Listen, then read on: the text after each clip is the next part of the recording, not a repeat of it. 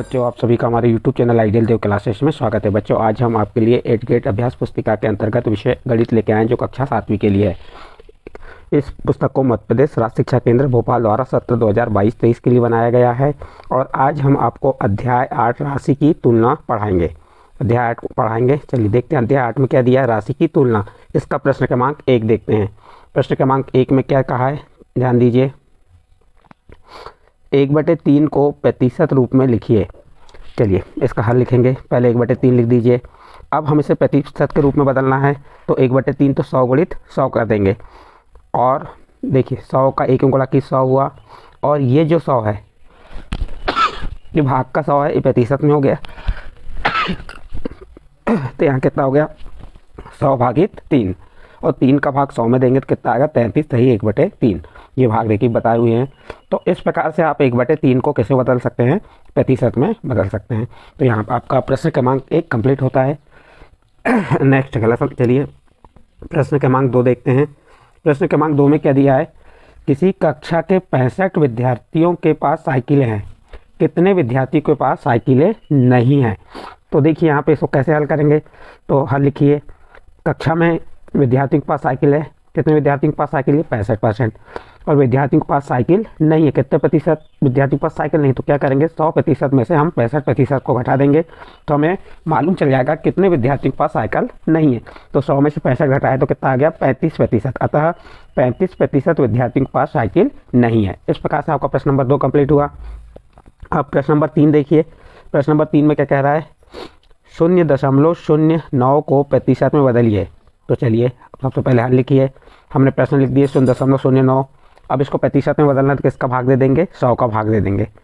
तो 100 का भाग दिए तो कितना आ जाएगा, या हमने दशमलव हटा दिए, सबसे क्या हटा दिए, इसका दशमलव हटा दिए, तो 9 भागित 100 हुआ, यानी कितना हो जाएगा, 9%। तो कितना आ जाएगा इसका, 9%। इसके बाद नेक्स्ट प्रश्न देखते हैं। प्रश्न आपका 4थे नंबर का प्रश्न देखिए। 12 का 75% ज्ञात कीजिए। तो 12 का 75%, तो 12 गुणित तो का गुणा हो गया 75, और प्रतिशत का हो गया 1/100। अब हमने 12 का 75 गुणा किया तो कितना आया, 900। देखिए 12 पंचे 60 की शून्य हासिल का 6, 12 सत्ते 84 और 6 90। तो ये 12 का 75 गुणा की तो 900 हुआ भागित 100, और ये आपका 2 शून्य से 2 शून्य क्रॉस हो गए, तो कितना बच जाएगा, 9। तो इस प्रकार से 12 का 75% क्या आएगा, 9%। कितना आ गया इसका, 9%। इसके बाद नेक्स्ट अगला प्रश्न देखते हैं। संपूर्ण राशि याद कीजिए जिसका 70% 14 मिनट है। तो देखिए माना संपूर्ण राशि क्या मान ली हमने, x है, x का 70% बराबर कितना है, 14। तो का अर्थ हो गया गुणित 70 भागित 100 बराबर 14। तो x बराबर, अब 70/100 को हम क्या करेंगे, पक्षांतर करेंगे, तो 14 आएगा, और ये 100 ऊपर चल जाएगा और 70 नीचे आ जाएगा। तो 1 शून्य से 1 शून्य कट गया, 7 से 14 को 2 बार काटे, बचा क्या, 2 गुणित 10। तो ये 2 का 10वां गुणा की तो कितना आ गया, 20 मिनट। अतः राशि 20 मिनट आ जाएगी। इस प्रकार से आपका प्रश्न नंबर 5 यहाँ पे कंप्लीट होता है। नेक्स्ट अगला प्रश्न देखते हैं। प्रश्न नंबर 6। प्रश्न नंबर 6 में कह रहा है, रुपये कितना है, 10,000, 5% वार्षिक दर से जमा किए जाते हैं, 1 वर्ष बाद कितना ब्याज प्राप्त होगा।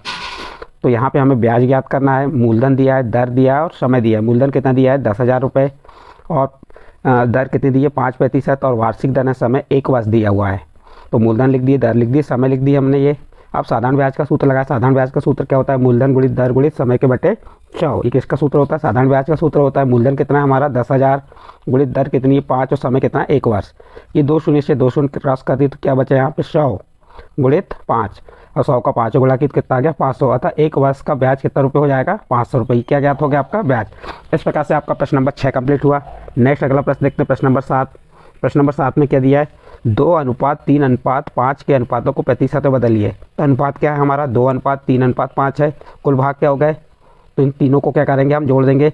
तो 2 धन 3 धन 5, तो कुल भाग कितने हो गए, 10। तो पहले भाग का प्रतिशत, तो पहला अनुपात निकालना 2, तो कुल भाग का 2 में कुल भाग का भाग दे देंगे। कुल भाग कितने, 10 है, 2 में 10 का भाग देंगे, और किसका गुणा कर देंगे, 100 का। 1 शून्य से 1 शून्य क्रॉस हुआ, बचा के यहाँ पे 10 का 2 में गुणा की तो कितना आ गया, 20%। इसी प्रकार दूसरे भाग का प्रतिशत निकालेंगे। 0 से 0 कैंसिल हो गया, यहाँ पे देखिए 10 का जब भाग देंगे 300, चलो 3 का 100 में गुणा की 300, 300 में 10 का भाग दिए कितना आ गया, 30। तो इस प्रकार 30%। तीसरे भाग का प्रतिशत निकाल लेंगे, तो 5/10 गुणित 100, ये 5 कौन सा है, ये तो अनुपात का 5 हो गया, और कुल भाग 10 थे तो उसका भाग दे दी 10 का, और 100 का गुणा कर दिए। तो इस प्रकार इसका कितना आ गया 50%। ये शून्य शून्य का राशि हो गया, 10 का 5 गुणा की तो 50। तो इस प्रकार आपका प्रश्न नंबर 7 यहाँ पे कंप्लीट हुआ। नेक्स्ट अगला प्रश्न देखते हैं, प्रश्न नंबर 8। दी गई आकृति का कितने प्रतिशत भाग छायांकित है। यहाँ पे जो आकृति दी है इससे कितना प्रतिशत भाग छायांकित है, चलिए देखते हैं इसको हल करके हम। यहाँ कुल भाग कितने हैं, 1 2 3 4 5 6 7 8, ये 3 3 6 और 2 8 भाग हैं। कुल भाग कितने हैं 8, छायांकित भाग कितने हैं 3, तो भिन्न क्या बन जाएगा 3/8। तो छायांकित भाग का प्रतिशत तो 3/8 गुणित 100%। तो अब इससे 8 से 100 को क्रॉस की 25 बार क्रॉस हुआ, और नहीं सॉरी 4 से 8 को क्रॉस की तो क्या आ गया 2 आया, और 4 से 100 को क्रॉस किया हमने तो 25 आ गया, 25 दिया 75/2%, या 2 का भाग 75 में दिए तो 37.5%। अतः छायांकित भाग का प्रतिशत कितना हो गया 37.5%। इस प्रकार से आपका प्रश्न नंबर 8 कंप्लीट होता है। नेक्स्ट अगला प्रश्न देखते हैं, प्रश्न नंबर 9। यदि किसी त्रिभुज के कोणों में अनुपात 2:3:4 है तब उसके प्रत्येक कोण की माप क्या होगी। प्रश्न है किसी त्रिभुज के कोणों में अनुपात कितना है 2:3:4 है, तो प्रत्येक कोण की माप क्या होगी। तो देखो यहाँ त्रिभुज का अनुपात कितना दिया है, ये 2:3:4 दिया है। माना त्रिभुज के कोण क्या हो जाएंगे, जो अनुपात है उसे मान ली 2x 3x और 4x। त्रिभुज के तीनों कोणों का योग कितना होता है 180 अंश। तो जो कोण है कौन से कोण है इनको जोड़ दीजिए, 2x धन 3x धन 4x। जो त्रिभुज के कोण हमने माने उनको योग क्या हो गया 180 अंश। तो 2x धन 3x धन 4x बराबर 180। 2 में 3 जोड़े 5 और 5 में 4 जोड़े 9, तो ये 9x आ गया बराबर 180। और 9 का पक्षांतर करेंगे तो भाग में चल जाएगा, तो x बराबर क्या आ जाएगा 180 भागित 9, और 9 का भाग 180 में कितने बार गया 20 बार। तो ये किसका मान आ गया x का मान आ गया। अब हम त्रिभुज के पहला कोण निकाल लेंगे। त्रिभुज का पहला कोण कितना है 2x है, और x का मान कितना है 20, तो 20 तो 2 गुणित 20 बराबर 40। तो पहला कोण कितना हो गया 40 हो गया। इसके बाद देखिए त्रिभुज का दूसरा कोण कितना है 3x है, ये त्रिभुज का दूसरा कोण कितना है 3x, तो 3x लिख दिए। 3x का मान कितना आया 20, 20 दिया 60। दूसरा कोण कितना अंश का हो गया 60 अंश का। अब त्रिभुज का तीसरा कोण देखिए कितना है 4x, 4x का मान 20, ये x का मान 20 रख दिए। 4 का 20 में गुणा की तो 80। तो इस प्रकार तीसरा कोण कितने अंश का हो गया 80 अंश का।